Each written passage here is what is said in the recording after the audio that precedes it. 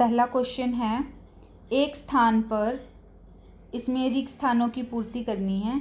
क्या में एक स्थान पर एक ही प्रकार के बड़ी मात्रा में उगाए गए पौधों को डैश कहते हैं। यानी कि एक टाइप के पौधे को बड़ी मात्रा में उगा दिया एक ही जगह पे, तो उसे क्या बोला जाएगा? फसल। उसे बोला जाएगा, उसे फसल कहते हैं।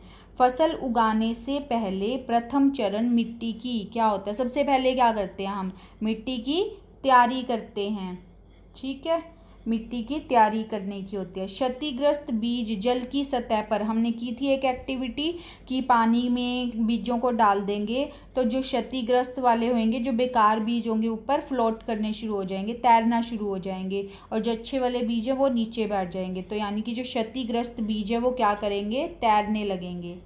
चौथा है, फसल उगाने के लिए प्राप्त सूर्य का प्रकाश एवं मिट्टी से डैश तथा डैश आवश्यक है। तो फसल उगाने के लिए पर्याप्त सूर्य का प्रकाश और मिट्टी से क्या लेगा? पोषक तत्व लेगा और जल लेगा। जल आवश्यक है।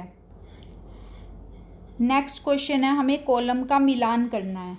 सबसे पहले खरीफ की फसल। खरीफ की फसल कौन सी होती है भाई? खरीफ की फसल होती है धान एवं मक्का। ये होती है हमारी खरीफ की फसल। रबी की फसल कौन सी होती है भाई? रबी की फसल होती है गेहूं, चना, मटर। तीसरा है रासायनिक उर्वरक।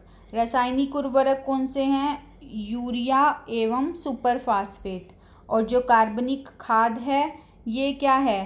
पशु अवशिष्ट, गोबर मूत्र एवं पादप अवशेष। यानी कि जो भी हमने पढ़ा था कि जो मृत हो जाते हैं, जो पौधे हैं या फिर जो जीव जंतु हैं, गोबर है, ये सारी जो हैं इससे कार्बनिक खाद बनती है। नेक्स्ट क्वेश्चन है, इसके दो उदाहरण देने हैं, खरीफ की फसल के, रबी की फसल के। तो खरीफ की फसल कब उगाई जाती है? ये उगाई जाती है बारिश के दिनों में, और रबी की फसल उगाई जाती है सर्दियों के दिनों में। तो खरीफ की फसल के क्या क्या हैं? धान और मक्का, इसका एग्जाम्पल दे सकते हैं। रबी की फसल का एग्जाम्पल दे सकते हैं हम गेहूं एवं चना। बाकी आपको जो भी बुक के अंदर लिखे हुए थे, हमने पहले पढ़े हैं, वो उदाहरण भी दे सकते हो। नेक्स्ट क्वेश्चन है, निम्न पर अपने शब्दों में एक एक पैराग्राफ लिखिए। ये बताना है कि मिट्टी तैयार करना, मिट्टी तैयार करने में क्या काम किया जाता है, फिर बुआई कैसे की जाती है, निराई कैसे की जाती है, थ्रेशिंग कैसे की जाती है। तो इसके बारे में हम पहले आराम से पढ़ चुके हैं सारा विस्तार से, तो वो सारे आप चीज़ें इसके अंदर लिख सकते हो। नेक्स्ट क्वेश्चन है, उर्वरक से खाद किस प्रकार भिन्न है? ये क्वेश्चन भी हम कर चुके हैं कि जो खाद है वो प्राकृतिक पदार्थ है, गोबर, मानव अपशिष्ट और पौधों के अवशेषण और उसके विघटन से बनता है। और जो उर्वरक है वो अकार्बनिक लवण है, या फिर हम कह सकते हैं फैक्ट्रियों में तैयार होता है। और जो खाद है वो खेतों में बनाई जाती है। खाद के लिए क्या है? मिट्टी को ह्यूमस प्राप्त होती है प्रचुर मात्रा में, लेकिन उर्वरक में नहीं होती। इसी तरह से जो खाद है उसके अंदर पोषक तत्व कम होते हैं, लेकिन जो उर्वरक है इसमें पोषक तत्व ज़्यादा होते हैं। खाद में पानी में अघुलनशील होने के कारण इनका अवशोषण क्या होता है? धीरे धीरे। और जो उर्वरक हैं ये पानी में घुलनशील होते हैं, इसलिए इनका अवशोषण शीघ्रता से हो जाता है। लेकिन जो खाद है वो हमारी बॉडी के लिए बहुत अच्छी होती है। और जो उर्वरक हैं वो बीमारियां पैदा करते हैं। उर्वरक को छिड़कते हुए भी जो किसान है उसकी सेहत पे गलत प्रभाव पड़ता है, बैड इफेक्ट पड़ता है, क्योंकि ये क्या है? रसायन हैं, ये केमिकल्स यूज़ होते हैं उर्वरक को बनाने के लिए। तो उर्वरक की तुलना में इसलिए खाद अच्छी मानी जाती है। और आज के टाइम में ऑर्गेनिक फसल इसीलिए उगाई जाती है। ऑर्गेनिक फसल का मतलब ही क्या है कि उसके अंदर जैविक खाद का यूज़ किया जाता है। नेक्स्ट क्वेश्चन है, सिंचाई किसे कहते हैं? जल संरक्षित करने वाली सिंचाई की दो विधियों का वर्णन कीजिए। ये भी हमने पढ़ चुके हैं कि सिंचाई क्या होगी कि जब हमने फसल पूरी तरह फसलों की बुआई कर दी, उसके बाद हमें उसे पानी देने की भी ज़रूरत होती है। तो जो वो पानी देना है उसे क्या बोलते हैं? सिंचाई बोलते हैं। तो सिंचाई कृत्रिम रूप से की जाती है और ये पौधों के लिए बहुत ज़्यादा ज़रूरी होती है, इसके लिए हम क्या यूज़ करते हैं, स्प्रिंकलर सिस्टम यूज़ करते हैं, यानी छिड़काव तंत्र यूज़ करते हैं। और कौन सा हमारा सिस्टम था जिसके लिए हम यूज़ करते थे, दूसरा ड्रिप सिस्टम, ड्रिप तंत्र का यूज़ करते थे, जिसमें बूंद बूंद करके पानी जाता था। छिड़काव के अंदर नोज़ल गोल गोल घूमती है और जैसे बारिश होती है ऐसे छिड़काव होता है। उसके बाद है, यदि गेहूं को खरीफ ऋतु में उगाया जाए तो क्या होगा। अब देखो, ये हमें पता है कि गेहूं क्या है, एक रबी की फसल है।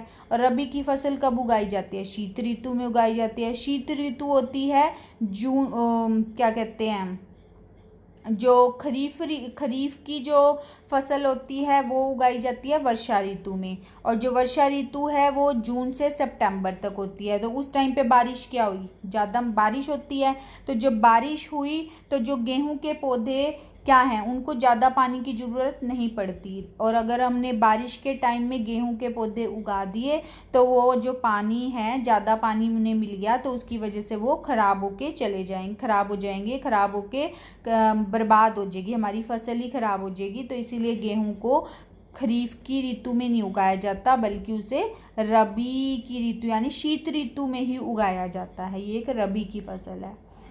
नेक्स्ट है, खेत में लगातार फसल उगाने से मिट्टी पर क्या प्रभाव पड़ता है। कि खेत में बार बार फसल उगा रहे हैं तो उसमें क्या हो जाएगी, उसके पोषक तत्वों में कमी आ जाएगी, उसकी उर्वरता कम हो जाएगी। तो जो भी फसल हम उसके बाद जब नेक्स्ट फसल उगाएंगे उसको पूरी तरह न्यूट्रिएंट्स नहीं मिल पाएंगे, तो हमारी जो फसल है वो अच्छी तरह से नहीं पनपेगी। तो इसलिए खेत को या तो कुछ टाइम के लिए खाली छोड़ दिया जाता है या फिर फसल चक्रण का यूज़ किया जाता है, कि कुछ टाइम एक टाइप की फसल उगाई फिर दूसरे टाइप की फसल उगाई, ताकि पहली ने जिस टाइप के न्यूट्रिएंट्स लिए हैं अगली अलग टाइप के न्यूट्रिएंट्स ले।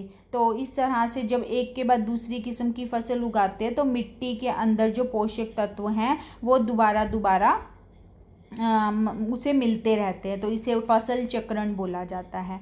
खरपतवार भी हमने किया था कि खरपतवार क्या होता है कि पौधे, जैसे हमने फसल उगाई उसके बीच में जब और पौधे उग जाते हैं जिसके जो अवांछनीय होते हैं, जिसकी हमें ज़रूरत नहीं होती, उन्हें क्या बोलते हैं, खरपतवार बोलते हैं। और उसको नियंत्रण कैसे करेंगे, या तो हाथों से उखाड़ लो या फिर उसको दराती से काट लो या फिर रसायनों का यूज़ कर लो। तो इस तरह से खरपतवार को हम नियंत्रण कर सकते हैं। अब नेक्स्ट है, निम्न बॉक्स को सही क्रम में इस प्रकार लगाइए कि गन्ने की फसल उगाने का रेखा चित्र तैयार हो जाए।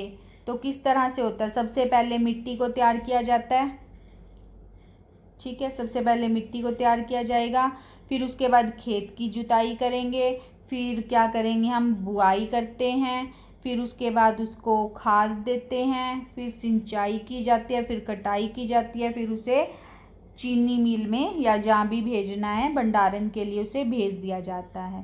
तो ये है इसका सही क्रम। अब नीचे दिए गए संकेतों की सहायता से पहेली को पूरा कीजिए।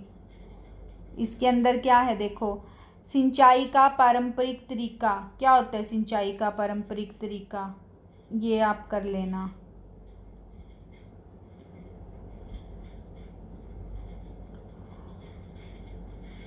तो इसी के साथ हमारा जो चैप्टर है वो पूरा तरह से ख़त्म हो जाता है। अगर आपको मेरी वीडियो पसंद आई है तो इसे लाइक और सब्सक्राइब कीजिए, ताकि मैं जो भी वीडियो बनाऊं आप तक टाइम पे पहुंच जाए और जो कि आपके लिए बेनिफिशियल भी हो सके।